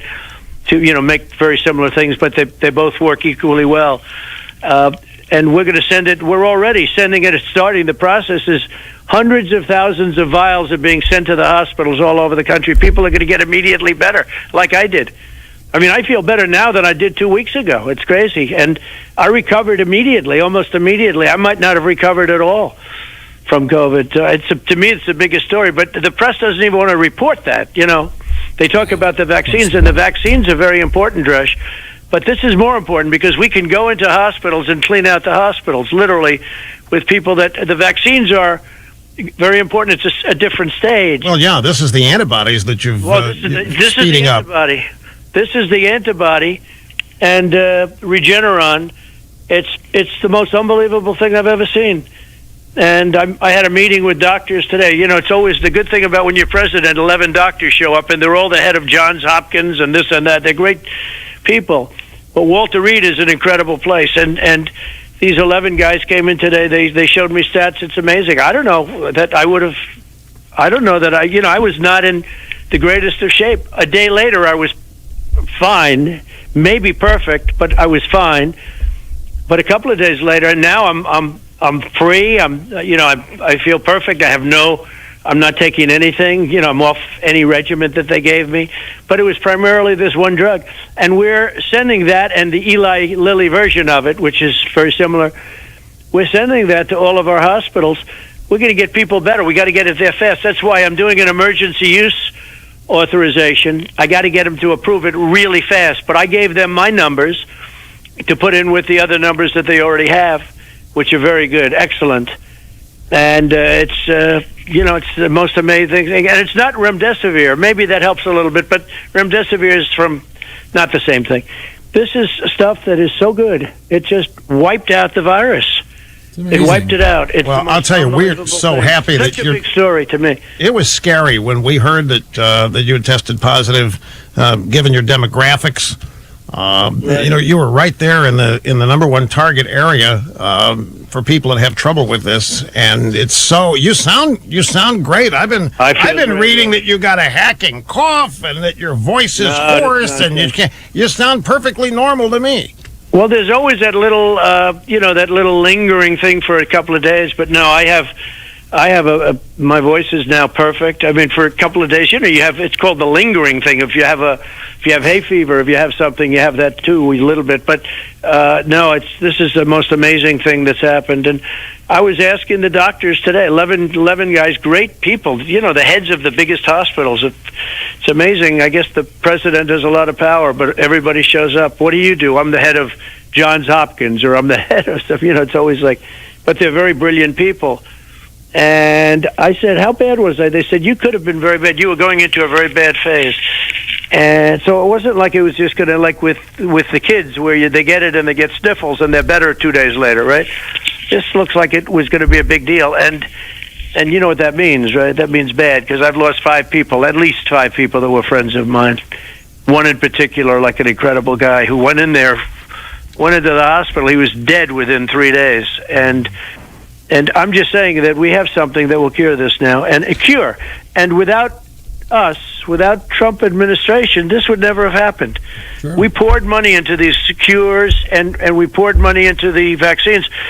And the vaccines are coming along great, Rush. I mean, the vaccines, Johnson & Johnson, Moderna, Pfizer, they're all coming along great. A little bit political. They're afraid it's going to go too fast, and I'll get credit for it before the election. Well, that's another thing I wanted to... Mr. President, you have been forced, because of media coverage, to tout your own successes. You have been forced to tell, like you just did in the past 5 minutes here. And it rubs some people the wrong way. They think you're bragging. They think that you're insecure, that you need to constantly... Would you explain to people why you find it necessary to tout your successes rather than let somebody in the White House or a PR-type operation do it for you? Why do you find it necessary to do yourself? Well, first of all, it's such a great question, and most people can't understand it. As an example, I was nominated for 2 Nobel Peace Prizes. Three now. Some guy from Italy has nominated you. Oh, that's good. Well, it won't be written about. When Obama got it, it was the biggest story. I remember very well. He didn't even know why he got it. Got it almost. And he got his on the come. He got his on the come. He hadn't even done anything yet. That's right. He didn't know. He couldn't explain why he got it, but I can. And one is Middle East peace without any blood. Okay. And by the way, countries are lining up. The other is, if you look at Kosovo and Serbia, they've been killing each other forever. And I got them to be peace and, That's good stuff. And then I just heard about the third. Nobody even, it wasn't even on the news, okay? I joke about it in speeches sometimes. I'll joke about it. I tell my wife, let's watch tonight. It'll be a wonderful night. And they don't even cover it. They don't cover any good stuff with me. Anything that's good, they don't cover. Anything that's okay or bad. I mean, then bad, they make it sound like, like let's do the electric chair thing. But it is the most dishonest. The media are the most dishonest people I've ever met. And that's why I go back to the original. I just don't know why. I mean, they can't hate somebody so much, but I guess they do. But they do it with Republican conservatives. I mean, you've had it before I came along. But never I don't think never to this extent. They say that Newt Gingrich, they said that the one that got worse than me was Abraham Lincoln. I said, I disagree. They say Abraham Lincoln was just decimated by the press. I said, maybe he was, but it couldn't be worse. If I do something good, they make it look bad. If I do something okay, they make it look like horrible. And the reason I talk, and I say it, you might as well talk about it yourself because nobody else will. If I give it to our very good people, Kaylee, and we have a lot of good people at the White House. If I give it to them to go out, they won't report it. And did you ever see the way the press, the hostility of the press, the way they scream at these very nice people? They'll make just an ordinary statement and they'll start screaming like a bunch of maniacs. The media. Well, there are reasons for it. Just incredible. Let me tell you one of the reasons, and it's they are sick. It's crazy. Go ahead. Well, they are. They're in a way they are. I think they have been poisoned to an extent. And I mean this, folks, poisoned by their own hatred. This is not the original reason, but we're into 4 years now that they have tried everything they know to get rid of you. And not a single thing, not a single weapon has worked. These people, if they want to, Mr. President, and Newt's an example, they're able to take out, Sarah Palin's another, they're able to take out and destroy any Republican they choose. It took them 7 years to finally ruin George W. Bush and his reputation in the war in Iraq. But they did it. They got his approval numbers down to the 30s. You in Zogby today are still at 51. They haven't landed a dent, sir. They have not taken you off of your agenda. They've maybe distracted you for now and then, but they haven't stopped you. They can't believe it. They're throwing everything. And so they are doubling down on doing whatever they can to try to get rid of you, just to prove that they can. And it's frustrating as heck that they haven't been able to. It's an amazing thing. And I'm like you. I watched this coverage and I asked me how many of the American people realize without being told how basically dishonest and unfair this all is. And you hope that a majority of Americans see it for what it is and react accordingly. But I tell you, it's that and the fact that you're an outsider. They never thought you were going to win. They didn't even think you wanted to win. They thought you were engaged in a PR stunt in the first place. Which is false. Then you're also implementing policies, sir, that they detest. Your agenda is a small government. Well, it was before the pandemic hit. Your agenda is basically pro-freedom, pro-liberty, pro-the American citizen first. You want to make America... Can you believe make America great again's controversial? Mm-hmm. Who in the world could find a problem with that? These sick people have found a way. Make America great again is reason to destroy you? It doesn't make any sense. Well, Rush, remember how big the wall was? Everything was the wall, and it got bigger and bigger because they figured there was no way to get it financed because it's a massive, it's thousands of months. The whole thing it's a massive project. It's actually one of the biggest government projects ever. Anyway, so we're building the wall. We're up to 380 miles of wall. Had a huge impact. Nobody gets through this wall. This wall is everything the Border Patrol wanted. I built it exactly. I didn't even agree with them on certain parts of it, but I think they were right. They had to have see-through. They had to have this. They had to have that. It's lined up with all sorts of wires and everything you can imagine. It is the best. Okay, it's the best, and it's had an impact that you wouldn't believe. And nobody thought I was going to get it done. Now it's almost completed. It'll be completed toward the end of the year, very soon. And it'll be about 535 miles. We may even extend it beyond that. But, you have a lot of natural barriers, rivers and mountains and other things that really do a pretty good job. But we're going to have it finished very soon. You don't even hear about it anymore. And you don't hear about how great the border numbers are. People today, I ended catch and release, which was not easy because I had to go through the Democrats. But I ended, you used to catch somebody and they'd release them into our country. And they'd come back 4 years later, but nobody would ever come back for a court case. It was the craziest thing. You'd catch somebody, even a murderer, and then you'd release them into our country. And then you'd say, you have to be back here in 2.5 years to go to trial. And nobody would come back. Only the very dumbest would come back, okay? And that was about 1%. No, that was about 1%. And it was crazy. Catch and release. I mean, there were many programs like that. We got rid of most of them. And it's not easy to get rid of them. You had to go through all sorts of hoops. But I got rid of catch and release. We have a very good border now. Now only people that come in legally are coming in. We have the wall made a tremendous difference. But you notice you never hear about the wall anymore. Well, not only that, there have been 2 debates, sir, and in both those debates, your first and the vice presidential debate, there have been 2 areas that have never been explored. Not one question asked about. One's gun control, the Second Amendment. The other is immigration. Right. And that's those are 2 strong areas of yours where the American people are with you by a massive majority support number. So they're not even being brought up. They don't talk about immigration. And we have immigration down really good. In fact, I was going to do an immigration bill. I have it all done. And then my guy said, why bring it up, sir? You have the same policies that you're already implementing, and why should you go through the controversy of it?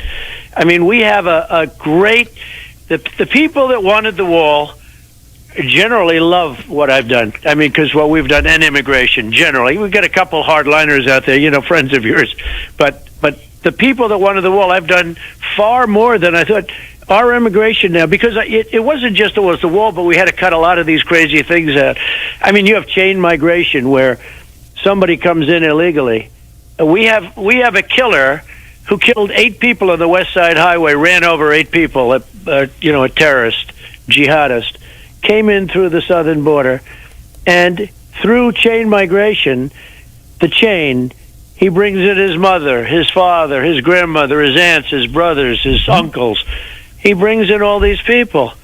And I say, wait a minute. And what we've done is incredible on immigration. Think of it. You have killers that come in, and because of chain migration, they're allowed to bring other people into the country. That's why they're not asking you about this. They don't want to talk to me about it. So many things like sanctuary cities. The people in California hate sanctuary cities.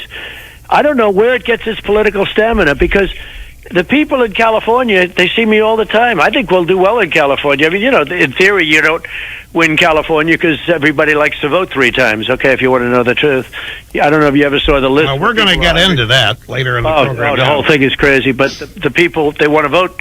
They vote numerous times, and it's disgraceful. But the people in California, they don't like sanctuary cities. What are you doing with the sanctuaries? You're protecting criminals. Who wants that?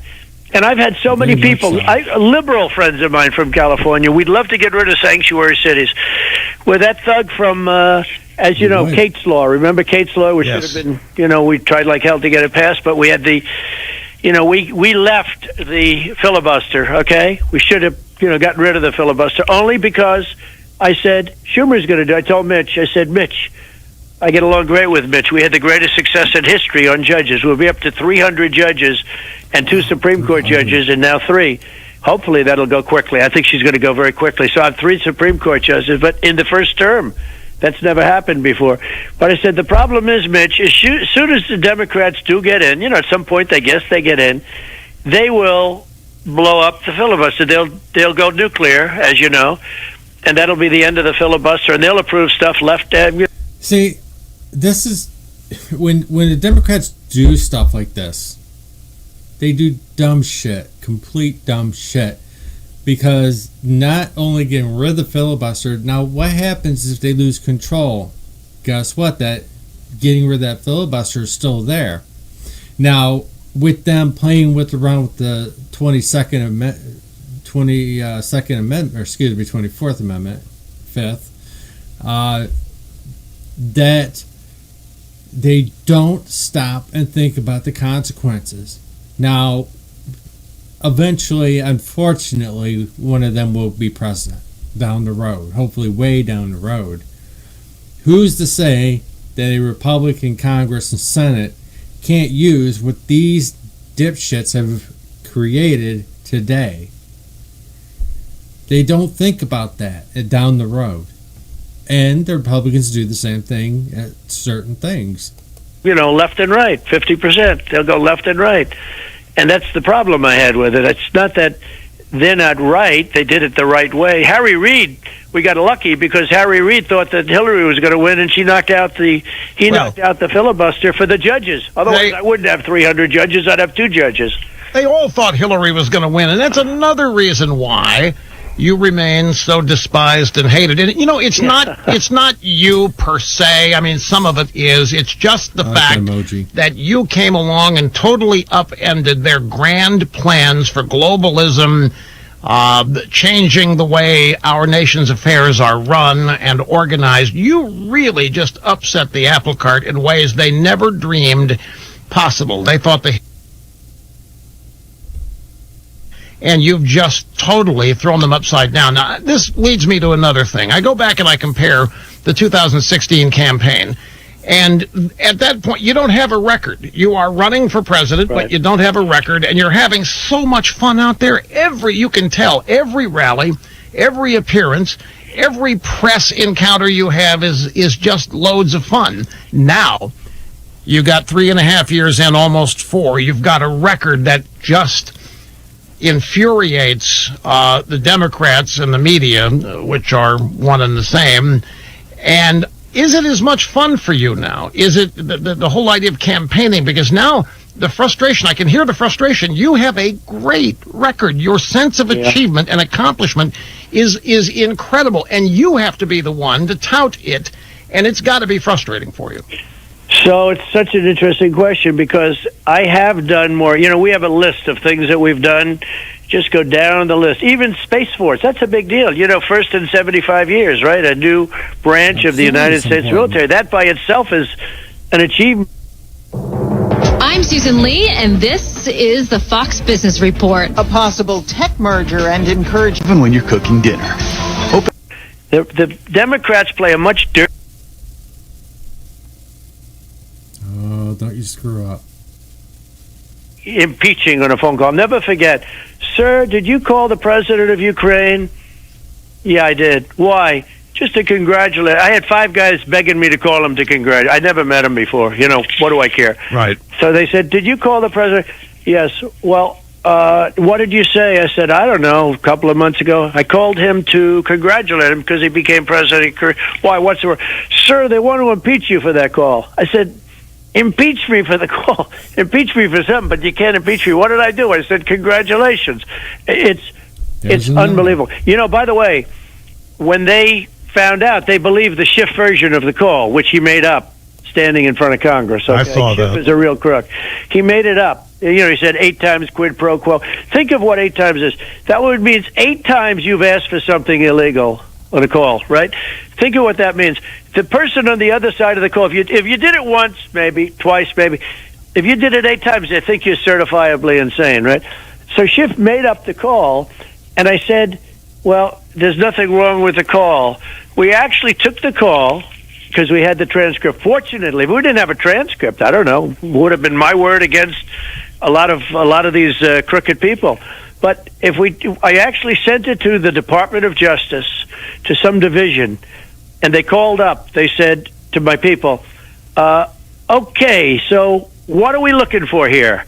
In other words, these are guys that look at drug deals and murders, and they're going like, okay, explain to us, what are we supposed to... In other words, after having read the call, they're saying, what the hell is wrong with this thing, right? They impeached me. And they're talking about it again for moving forward with this confirmation hearing. It's his Constitution duty to fill that seat. They know this.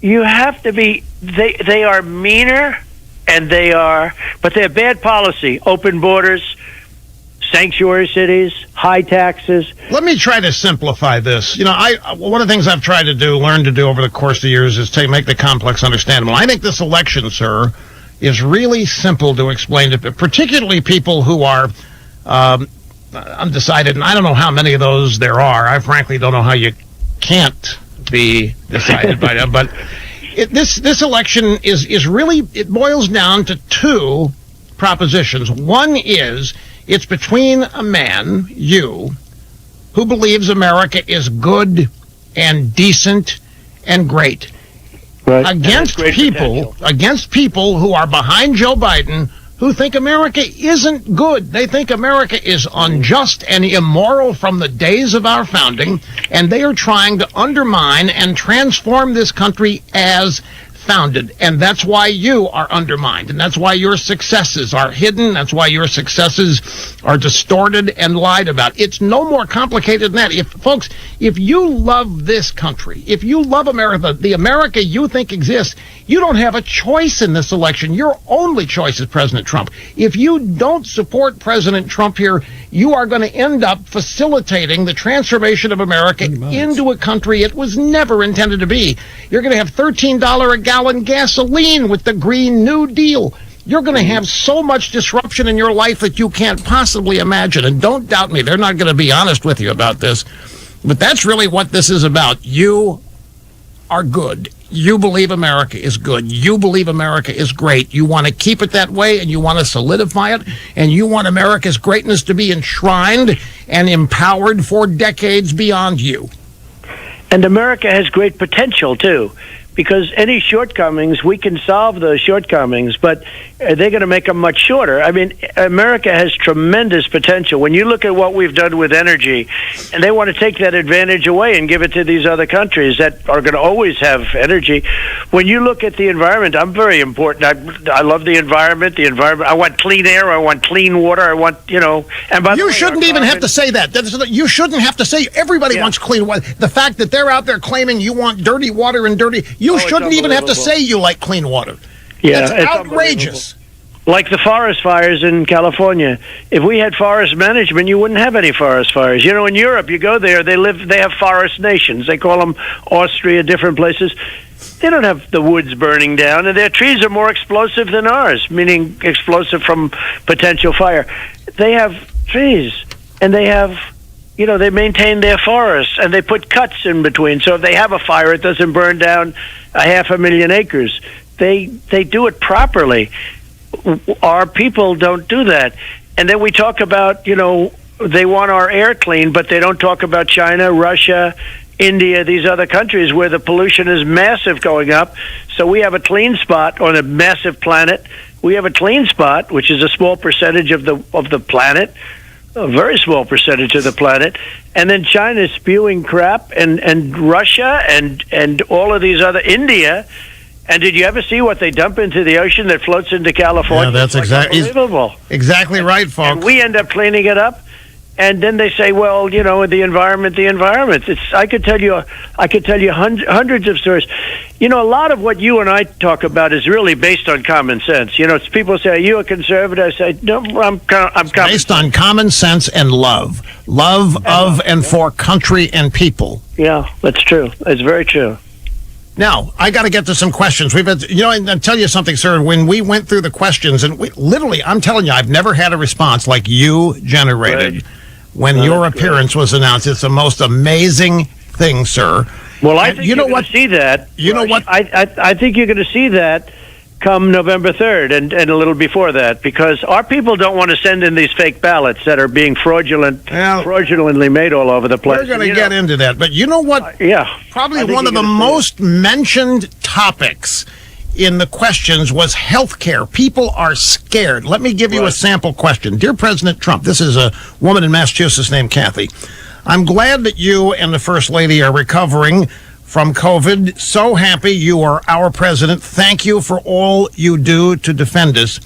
And the questions about health care and pre-existing conditions are very important to me and a lot of Americans. I believe you said pre-existing conditions will be covered in your health care plan, but please, could you explain this a little more? Because there are a lot of people saying that you're not going to cover pre-existing conditions, and you need to get your message out since the Democrats are trying to malign you on this, and we need to know. Pre-existing conditions are a big deal. Does your plan cover them? So the Democrats are vicious and they lie. And what they do is, as an example, healthcare and other things, they have me standing at a grave of a beautiful soldier in an old cemetery, magnificent cemetery, and nobody respects soldiers more than I do, especially whether you're talking about live soldiers or soldiers that gave their lives. And they have a source say, these are suckers and losers. This was for a magazine that's third rate, super liberal Obama magazine. And it's a quote. They took that quote from one source. I have 25 people that verbally, on the record said that was never said. Who would ever say that? Only an animal would say that. I don't know. I know some very bad people. Nobody do I know that would say a thing like that. They put it in ads. They make it like I said it. I never said. Just the opposite. I've taken care of the military better than anybody. They do the same thing with healthcare. They will make up a statement that's so bad. Now, pre-existing conditions, I'm totally for it, but I'm against Obamacare because Obamacare is too expensive. I already got rid of the individual mandate, which was the worst part of Obamacare. That's where you had to pay a fortune for the privilege of not paying for bad health insurance. You understand that, yes, right? sir. So I got rid of it. And I got rid of it through the law. I got rid of it in our tax decrease. We got the biggest tax decrease in the history of our country. We would have never been able to build up the economy if we didn't get that. But one of the things I got in there, I got rid of the individual mandate. And what I want to do is, and we're fighting to terminate, it's sort of I have terminated Obamacare, because once you get rid of the individual mandate, it's no longer Obamacare. But I had a choice to make, Rush. It was a big choice. Do I maintain Obamacare, the remnants of Obamacare after the mandate?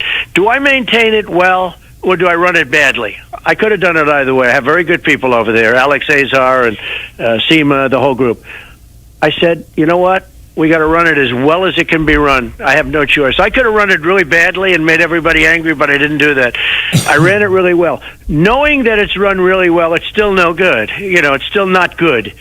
It's much better than when they ran it. They couldn't even remember they spent $50 million or $5 billion on the server, if you remember. They couldn't get the server right. I do remember. But there still is this confusion about pre-existing conditions out there. And it's a frustrating thing because it's not even the correct title for what the plan does, but that's what people think, and so that's how you have to deal with it. It's correct. But what they do is they love to say that I'm going to get rid of pre-existing conditions. No, I want to terminate Obamacare and then come up with come up with a great health care plan that's much less expensive and does include people with pre-existing conditions. That's what I want to do. Now, they'll also say about Social Security. But you need a Republican Senate for that, and you need a Republican House for that. That's right. In order to do that, what will happen is if we win, the Democrats will do something to help get health care. I mean, they're going to come along because they have no choice. They're going to come along. They have no choice. I will say one thing. We talk about unity because I'd like to see the country come together. It's not as easy as people think. But just prior to the plague coming in from China, when the plague came in from China, people were calling. We had the lowest unemployment we've ever had. I heard he said it's vagina. I like that name better. The best employment. We were up to 160 million people employed. We never were even close. Everybody had a job. You had the lowest African American unemployment in history since records have been kept. That's right, Rush. So we had the best numbers ever. We had the highest stock market, although I tell you, we're inches away right now for people's 401ks. If they held on to their stocks, they're very wealthy right now. And our economy is doing really amazing. I mean, considering that we're in this pandemic thing sent to us by China.